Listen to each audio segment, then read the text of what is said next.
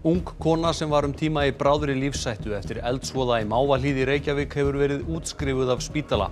Hún hefur gengist undir fjölda flókinna aðgerða vegna alvarlegra brunasára í andliti og líkama. Bati hennar hefur verið hraðari en nokkur þorði að vona.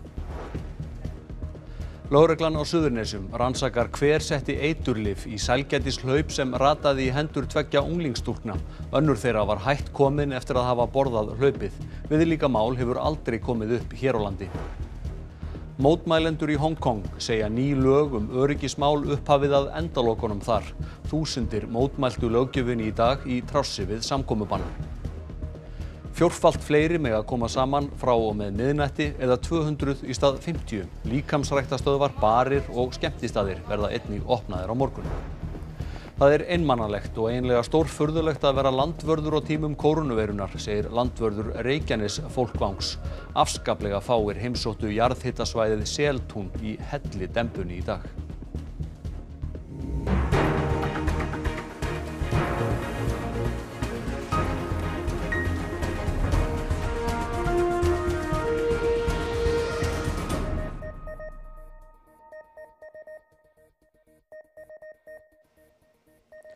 Gott kvöld. Sólrún Alda Valdorf, 23 ára, sem var tíma í bráðri lífshættu eftir eldsvoða í kjallara íbúð í Mávahlíð í Reykjavík í október, hefur verið útskrifuð af spítala og er komin heim. Sólrún var í dái í Svíþjóð í mánuð og hefur gengist undir fjölda aðgerða vegna annars og þriðja stigs brunasára. Hún er ákveðin í að halda áfram að lifa lífinu þrátt fyrir að mikil endurhæfing og húðígræðslur séu framundan næstu árin. Mikill eldur kom upp í kjallara íbúð við Mávahlíð aðfaranótt miðvikudagsins 23. október í fyrra þegar kviknaði í við eldamennsku. Brennandi pottur fjall á gólfið og logandi olía helltist úr honum og breiddist íbúðina. Þar voru 3, eigandinn sem komst sjálfur út, Ramón Anvarov sem leigði þar herbergi og kærasta Ramóns, Sólrún Alda Valdorf. Ramón og Sólrún voru sofandi í herberginu þegar eldurinn kviknaði, en slökkviliði tókst að ná parinu út glugga. Ég fór að sofa í íbúðinni hjá kærastanum mínum og ég man eiginlega ekkert meira þangað til að ég vakna rúmu mánuði síðar í spítalarúmi í Svíþjóð. Og þar með byrjar bara allt. Það var stöðugt verið að reyna að segja mér hvar ég væri, hvað hefði gerst. Svo maður var rosalega hræddur og maður skildi þetta bara ekki. Sólrún var flutt á brunadeild sjúkrahússins í Linköping í Svíþjóð, en Ramón varð eftir á Landspítalanum. Þau brenndust bæði mjög alvarlega. Ramón hlaut annars og þriðja stigs brunasár á rúmlega helmingi líkama síns, en Sólrún á 35%. Þegar hún kom til Svíþjóðar var ástand hennar mjög alvarlegt og læknar bjuggu fjölskyldu hennar undir það versta. Ég var stöðug í fluginu en þegar ég kom til Svíþjóðar þá félli lungu mín saman. Og þá, að mér skilst, þá bara verið að bíða eftir að ég myndi deyja. Þrátt fyrir allt hefur bati Sólrúnar verið undraverður. Á tímabili voru læknar hræddir að hún væri með heilaskaða og að mögulega var hún lömuð á annarri hliðin eftir brunan. Ekkert af þessu reyndist þó vera raunin. Sólrún sýndi mikinn viljastyrk þegar hún gerði sig grein fyrir aðstæðum. Hún ætlaði sér að ná bata og það sem fyrst. Og ég næði taka 1 skref, 2 skref. Rosalega erfiðlega en það tókst og ég fekk svona ég get þetta. Ég get haldið áfram. Læknarnir voru rosalega undrandi að ég tók bara öllu rosalega vel og það gekk allt bara mikið hraða fyrir sig en venjan hálfu ári síðar og maður svona líður alveg ágætlega. Starfsfólk á sjúkrahúsinu hélt nákvæma dagbók fyrir Sólrúnu tímann sem hún var þar. Í fyrstu var talið að hún þyrfti að dvelja í nokkra mánuði í Svíþjóð, en sökum þess hver hratt og vel hún náði sér, fékk hún að fara heim fyrir jól. Þar dvaldi hún fyrst á Landspítalanum en var svo flutt á Grensás, þar sem bæði hún og Ramón hófu stífa endurhæfingu. Ég hugsa að þetta hefur styrkt sambandið okkar rosalega mikið. Bara við getum talað hvort annað hvað sem því að við erum að gangi gegnum það sama, það rosalega svipað hluti. Við höfum styrkt hvort annað rosalega mikið í þessu og höldum stendur gegnum þetta. Sólrún hefur nú þegar gengist undir fjölda húðgræðslu aðgerða, bæði í Svíþjóð og á Íslandi og mun fara í ótal fleiri aðgerðir á næstu árum. Þau Ramón eru staðráðin í að halda áfram að lifa lífinu. Það svo sem lítið breyst hjá okkur. Plönin var þar. Ég byrjaði í háskólanum aftur núna í september og ætla að reyna að klára þar sálfræði. Og kærastinn minn að reyna að leita að vinnu eftir slysið. Maður spenntur en ég er líka rosalega stressuð. Það náttúrulega öðruvísi. Manni líður stöðugt eins og fólk sé að horfa og stara. En ég hlakka bara til að geta klára námið mitt og geta bara hitt fjölskylduna á vinnina. Maður þarf bara að læra einhvern veginn að horfast í augu það að fólk að horfa, það alltaf í lagi. Hún vill beina því til fólks að hafa brunavarnir í lagi. Það hefði ekki þurft að gerast og ef fólk myndi bara slys gerast en það alltaf hægt að koma í veg fyrir þau. Bara með það að hafa brunavarnateppi og vera vissum að reykskynjarinn sé í lagi og það hjálpar alltaf. Þrátt fyrir þessa stóru áskorun Sólrún bjartsýn á framhaldið. Já, rosalega bjartsýn. Maður á sína neikvæða daga en yfir heildina þá maður bara tilbúin í þetta. Lögreglan á Suðurnesjum rannsakar nú hvernig hlaup sem búið var að setja eiturlyf í rataði í hendur 2 unglingsstúlkna. Þetta í fyrsta skipti sem mál af þessu tagi ratar á borð lögreglu hérlendis. Stúlkurnar 13 og 14 ára gamlar voru fluttar meðvitundarlausar á sjúkrahúsum helgina eftir að hafa borðað hlaup búið var að setja í eiturlyf. Að sögn lögreglu borðuðu stúlkurnar hlaupið í góðri trú að það væri hefðbundið sælgæti. Sýni úr stúlkunum sýndu svörin við THC sem virka efnið í kannabis. En einnig talið að morfín hafi verið sett í hlaupið. Stúlkurnar á batavegi og komnar til síns heima. En Sigvaldi Lárusson, aðalvarðstjóri hjá lögreglunni á Suðurnesjum, segir að önnur stúlkan hafi verið talsvert hætt komin. Hún hafi verið með mjög skerta meðvitund þegar komið var að henni, þar sem hún lá utandyra. Var hún flutt með sjúkrabíl til Reykjavíkur og komst fljótt til meðvitundar þegar þangað var komið. Stúlkurnar fengu hlaupið frá unglingi, en sá hafði fengið það frá fullorðnum manni, samkvæmt því sem rannsókn lögreglu hefur leitt í ljós. Ekki liggur fyrir hver fullorðni maðurinn en málið í rannsókn. Óeirðar lögregla beitti táragasi og vatnsþrýstibyssum gegn þúsundum Hong Kong búa sem flykktust út á götur til að mótmæla löggjöf sem kínversk stjórnvöld kynntu á föstudag. Þekktur lýðræðissinni þar segir að lögin séu upphafið að endalokum Hong Kong. Þetta eru fyrstu fjöldamótmælin í Hong Kong frá því að kórónuveirufaraldurinn braust út. Kveikjan að þeim eru ný lög sem kínverska þingið samþykkti drögað á föstudag. Samkvæmt þeim andóf og niðurrifsstarfsemi í garð kínverskra stjórnvalda bönnuð. Lögin hafa mætt mikilli andstöðu víða og eru meðal annars sögð yfirgripsmikil aðför að réttindum og frelsi. En utanríkisráðherra Kína sagði í dag að koma ætti lögunum til framkvæmda án frekari tafa. 针对的是极少数严重危害国家安全的行为，不影响香港的高度自治，不影响香港居民的权利和自由。 Þá reyndi hann að sefa áhyggjur fjárfesta. Markaðir í Hong Kong fjallu rúm 5% þegar lögin voru kynnt. 也不影响外国投资者在香港的正当的权益。大家对香港的未来应更加充满信心，而不必过于担心。 Þúsundir Hong Kong búa mættu til mótmæla í dag þrátt fyrir samkomubann. Mikill viðbúnaður var í borginni og óeirðar lögregla beitti táragasi og vatnsþrýstibyssum til þess að sundra fjöldanum. Háskólaneminn Joshua Wong í hópi þekktra lýðræðissinna. Hann segir mikilvægt að kínversk stjórnvöld viti að mótmælendur ætli ekki að gefast upp. National security law is even more damaging and harmful than the extradition bill last year introduced by the government. And now, when time is running out in Hong Kong, or we would describe as the beginning of the end. Now, we don't have enough time, but we still need to continue the fight. Slakað verður á samkomubanni á miðnætti, viðkvæmt fólk á að geta farið í leikhús, kvikmyndahús og víðar og verið í 2 metra fjarlægð frá öðrum. Á miðnætti mega 200 manns koma saman í stað 50. Í auglýsingu heilbrigðisráðherra kemur fram að fleiri en 200 mega ekki koma saman á ráðstefnum, útifundum, fyrirlestrum, tónleikum, leiksýningum, bíósýningum, íþróttaviðburðum, einkasamkvæmum og kirkjuathöfnum. Þá verður heimilt að opna líkamsræktarstöðvar að nýju, en þó með fjöldatakmarkunum. Því fjöldi gesta má ekki vera meira en helmingur af leyfilegum hámarksfjölda, líkt og gildir sundlaugar. Einnig verður heimilt að opna nýju veitingastaði þar sem boðið upp á áfengi, bari og spilasali, en ekki má þó hafa þá opna lengur en til klukkan 11 á kvöldin. Allir eru hvattir til að virða 2 metra regluna.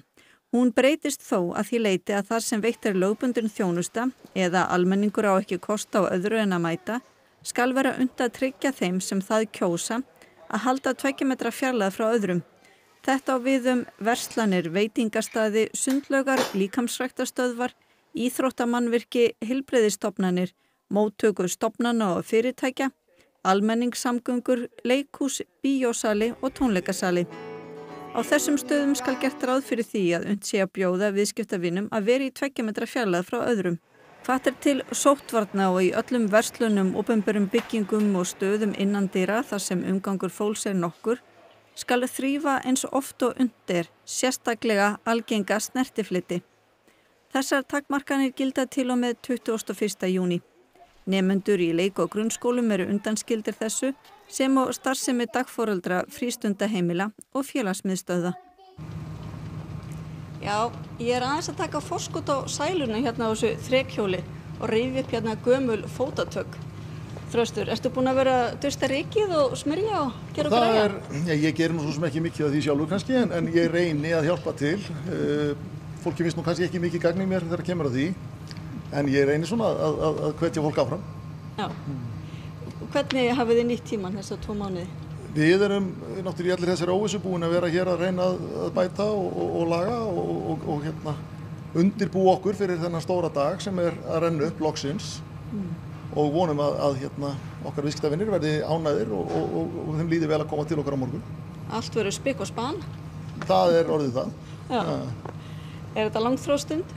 Það óhætt að segja það. Þetta eru búin að vera mjög skrítnar vikur og skrítin tími en ótrúlega fróðlegt að sjá hversu samheldið okkar starfsfólk og hvað svona mikill andi í hópnum og hversu bara allir vilja hjálpast að og leggja sitt að mörkum. Þið að gera ráð fyrir einhverju plássi svona fyrir þá sem vilja verið dálítið góðri fjarlægð frá öðrum? Já, við náttúrulega leggjum okkur fram við að fara að öllum tilmælum sóttvarnalæknis og yfirvalda sem að auðvitað eru búin að opinbera það að 2 metra reglan valkvæð og auðvitað gerum við allt sem við getum til þess að hjálpa fólki að fara eftir því og sinna eigin sóttvörnum. Eru margir spenntir að koma í ræktina? Það óhætt að segja það. Það búið að vera mikið spurt og mikið fjör og ég hugsa að það séu ófáir sem eru búinir að koma sér upp einhverju aðstöðu eða reyna að koma sér upp aðstöðu en þeir eru flestir búinir að hafa samband og bíða óþreyjufullir eftir að geta byrjað. Já. Og í fyrramáli, þið ætla ekki að opna eitthvað miðnætti? Nei, við ákváðum að gera það ekki. Okkur þótti óþarflega mikið partístand í kringum sundlaugarnar þegar gerðu það fyrir viku síðan og við hugsuðum með okkur að það væri ábyrgara að opna bara á venjulegum tíma í fyrramáli.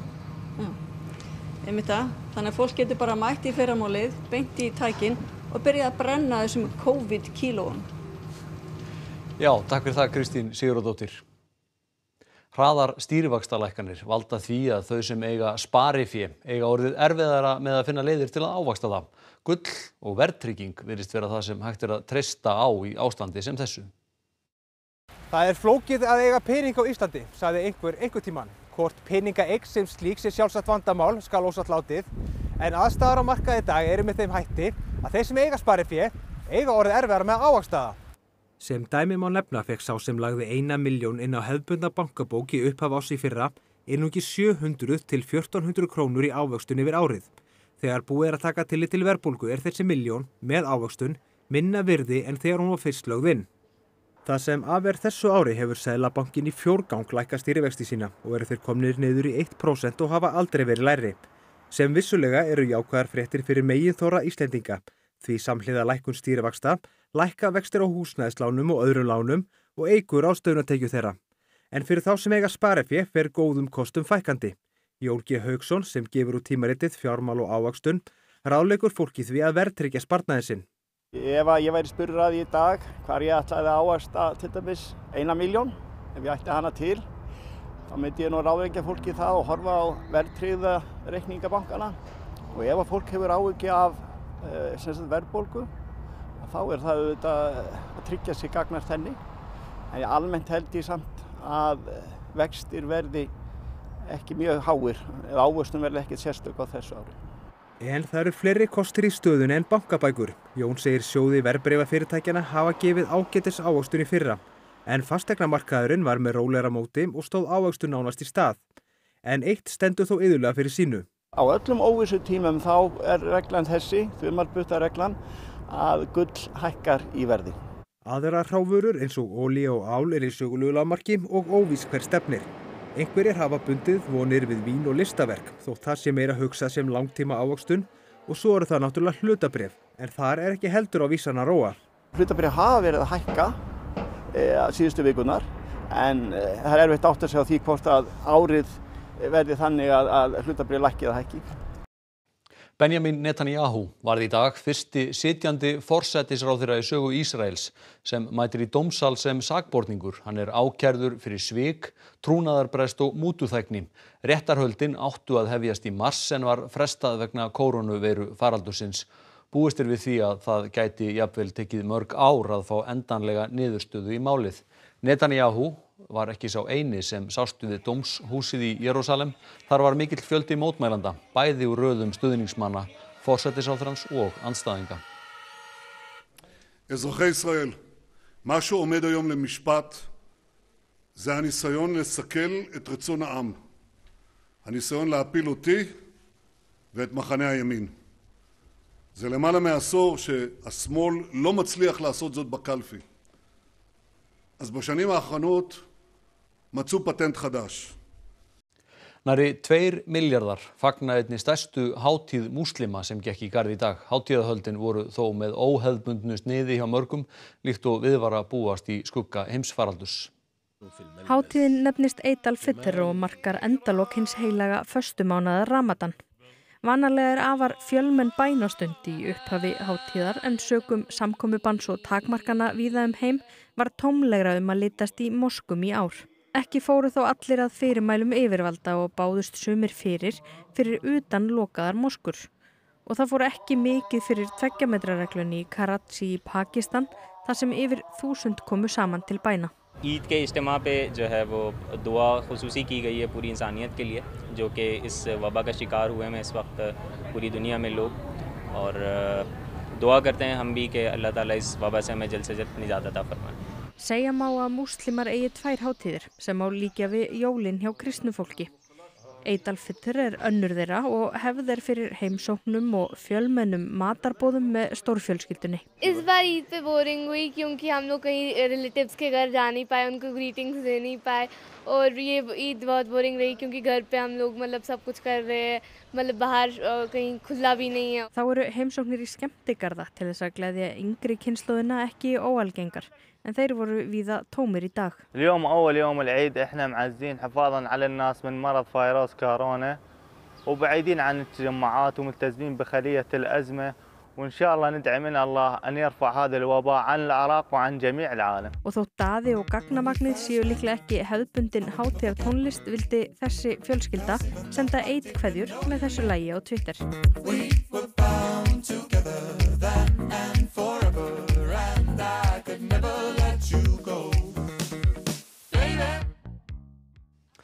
Það stórfurðulegt og dálítið einmannalegt að vera landvörður á tímum kórónuveirunar, segir landvörður Reykjanes fólkvangs. Síðasta sumar komu 1000 ferðamenn á dag á jarðhitasvæðið Seltún en núna koma margfalt færri, jafnvel á góðum degi. Reykjanes fólkvangur hefur að geyma margar náttúruperlur eins og Krýsuvíkurberg að ógleymdu Kleifarvatni. Þessi staðir hafa löngum laðað að ferðamenn og ekki má gleyma jarðhitasvæðinu Seltúni. En það ekki alltaf sólskin í lífi landvarðar. Nei, það fylgir þessu öll flóran í veðrinu. Í dag erum við með kærkomna rigningu, bara klassíska suðaustanátt og rigningu og vætu fyrir svæði og veitir ekki af. Kórónuveiran hefur náttúrulega haft mikil áhrif á starfið. Já, við sjáum það bara í dag. Hér að koma einn og einn bíl og Íslendingar náttúrulega og þeir svona eru kannski ekki gallaðir í þetta. Samkomubannið var þó til þess að fólk fór að kanna landið og jafnvel komu 100 manns yfir daginn í Seltún. En náttúrulega á sama tíma í fyrra voru hér fleiri 100 manns og þá voru útlendingar. Ef við tölum júní og fram í miðjan ágúst þá voru hér alltaf 1000 manns á dag, sko. Það eru náttúrulega margir kostir við að ferðast þegar veðrið svona frísklegt. Allir litir í náttúrunni verða miklu skarpari og svo hefur maður náttúrulega staðinn alveg út af fyrir sig. En leiðist þér ekki þegar það koma svona fáir? Þetta búið að vera svolítið sérstakt.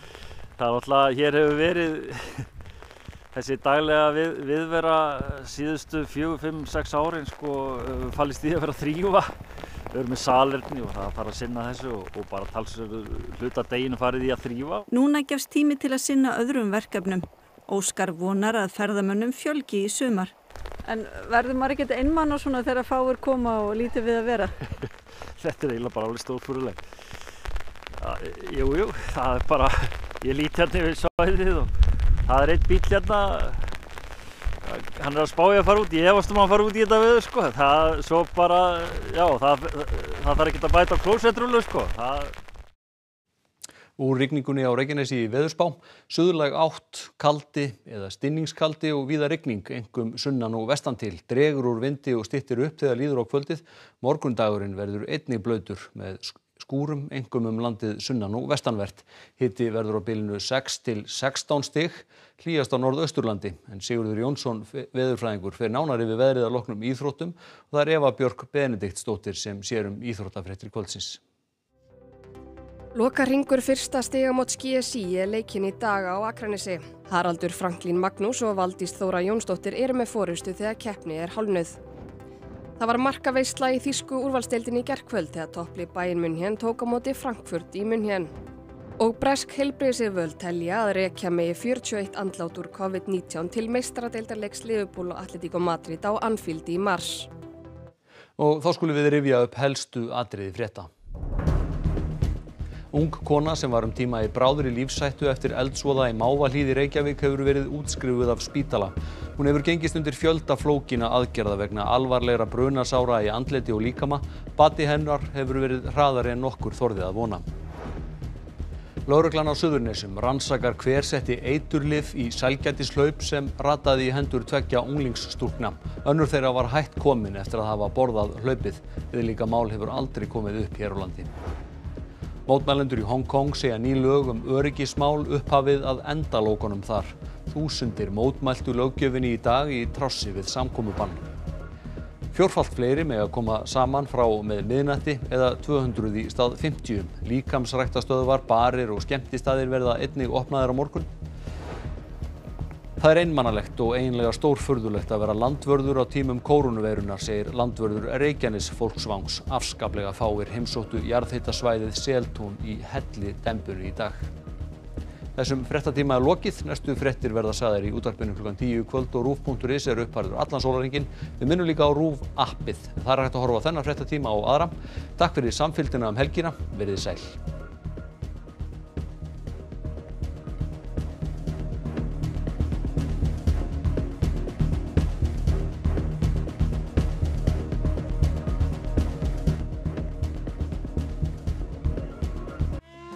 Á RÚV í kvöld. Landinn ferðast vítt og breitt landið og hittir áhugavert og skemmtilegt fólk. Og við erum komin heim, en hann byrjaði einhverju svona fullkominni óvissu og hann er alltaf að fara aftur og aftur yfir í það sem við köllum bara pentatónskalan. Músíkmólar, Víkingur Heiðar Ólafsson og Halla Oddný